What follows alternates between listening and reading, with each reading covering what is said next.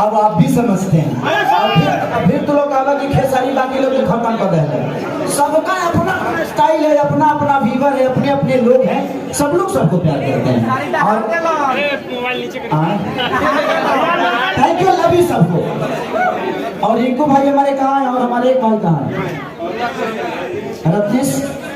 रिंकू भाई और रत्नेश जी आगे हमारे रिंकू भाई, जो कि जितने भी क्रिएटर हैं हमारे, जितने भी क्रिएटर रिंकू भाई और रत्नेश भाई संपर्क में, इन लोगों की वजह से बहुत सारे रील बनते हैं। तो मैं आप रिंकू भाई को भी और रत्नेश जी को भी आपको ढेर सारी शुभकामना कि आप लोग ऐसे ही ऐसे छोटे छोटे कलाकारों को बड़ा बनाने का काम करेंगे।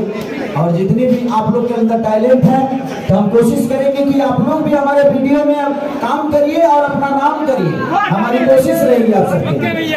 Thank you, I love you to.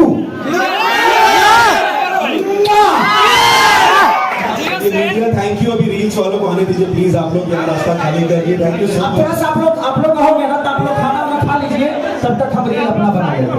आप लोग खाना